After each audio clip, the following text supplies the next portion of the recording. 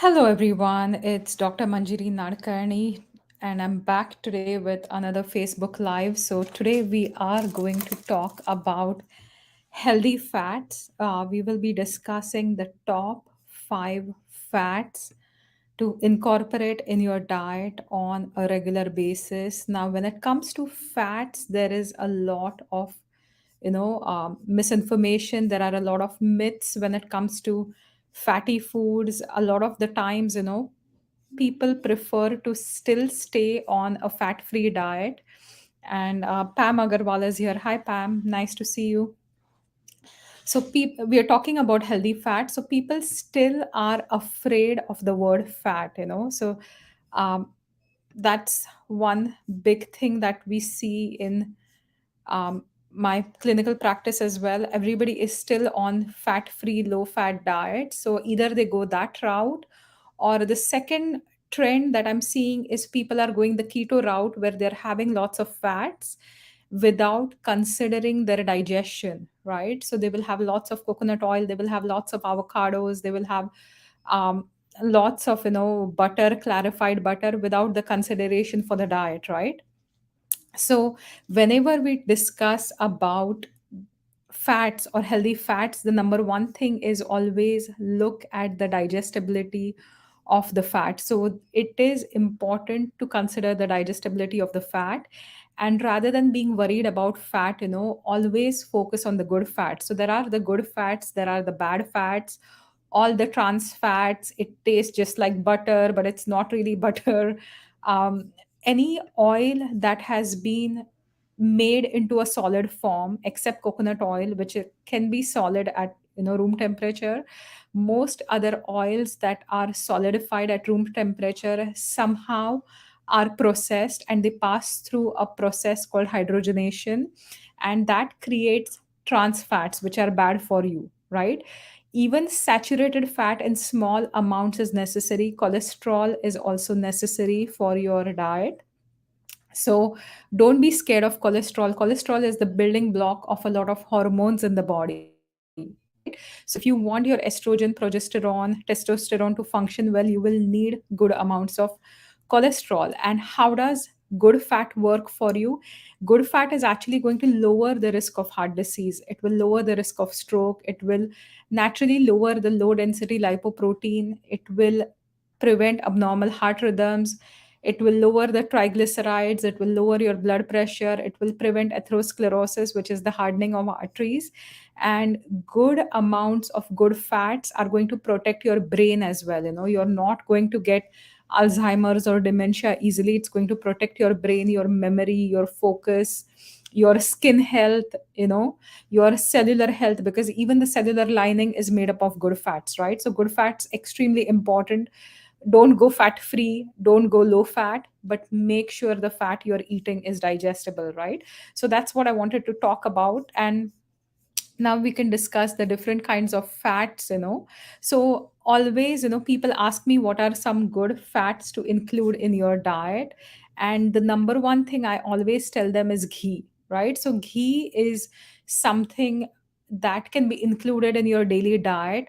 Again, depending on your dosha dominance, you could be vata dominant, pitta dominant, kapha dominant, and you could have conditions which are related to any of these doshas, right? So for a Vata Pitta individual, you can have good amounts of ghee. For a Kapha individual or a Kapha related disease, you have to have smaller amounts of ghee, but you can still have it, right? So clarified butter, ghee, number one fat to include in your daily diet. It has amazing benefits, and we're talking about cow ghee. We are not talking about buffalo ghee or ghee made with goat milk or anything. We're talking about cow ghee. Um, it will help with acidity, it helps with digestion, it will help with eyesight, it will help with anxiety, it will be anti-inflammatory in nature. It helps the absorption of minerals, it will help the absorption of fatty vitamins like A, D, E, and K. And even we use it all over the body, not just in the diet. So in Ayurveda, we process a lot of herbs with the ghee.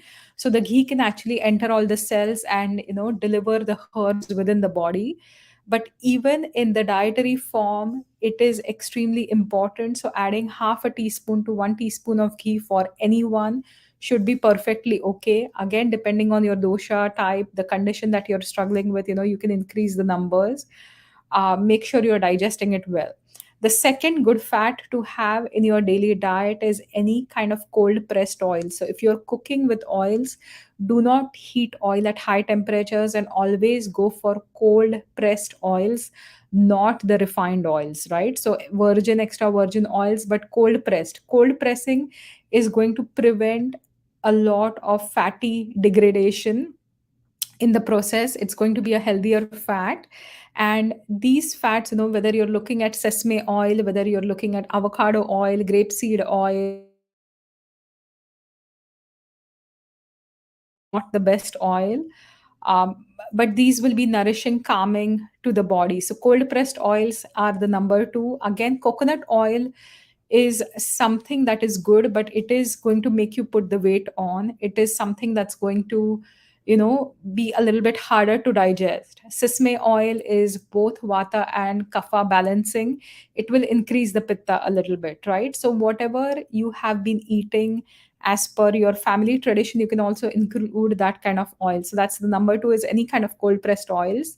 Now the third ones are seeds, right? So we're looking at seeds like chia seed, flax seed, extremely beneficial because they do have omega 3s, and the seeds also have good amounts of fiber to keep your digestion moving. So including chia seeds or flax seeds in your daily diet, I tend to add those to my salads or sprinkle it on my you know veggies. And by salads, I don't mean just greens, right? I usually use cooked greens, cooked grains, everything, and mix it into like a salad. Or you can even top your foods with it, like kachumber or something. If you're making, you can definitely top with it.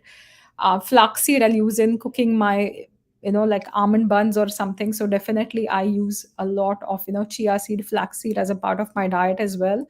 Walnuts, when we talk about nuts, walnuts are the best ones for the brain function, really rich in omega 3. So that's the fourth. So seeds, again, chia, flax, even pumpkin seeds are really good.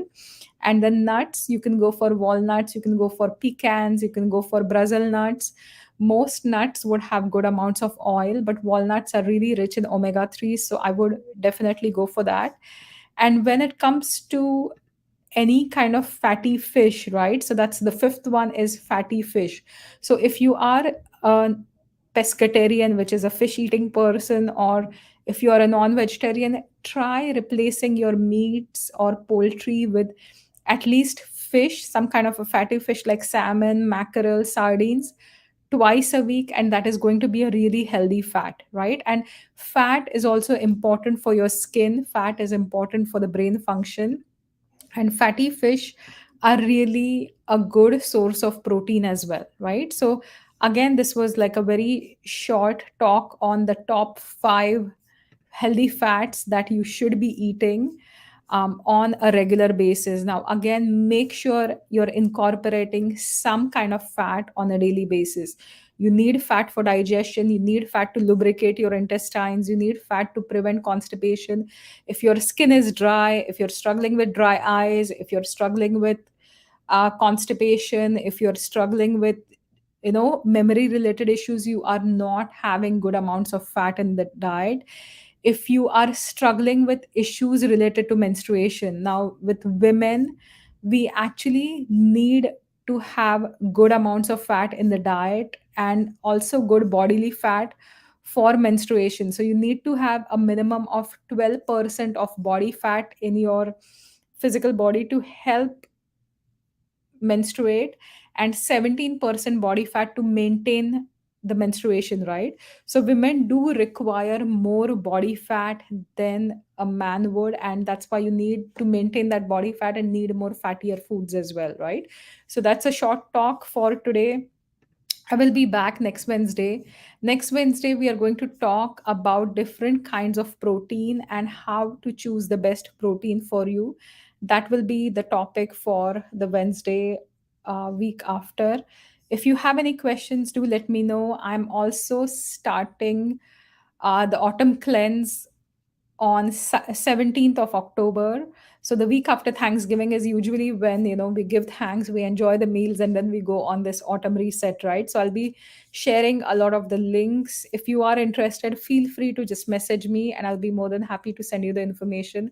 I'm still working on the last few things, to finalize the autumn reset, but I'm really looking forward to that one. So thank you once again for watching. If you have a friend who is not including good fats in the diet or eating a lot of the not so great fats, please share this video with them so they can benefit as well. And have a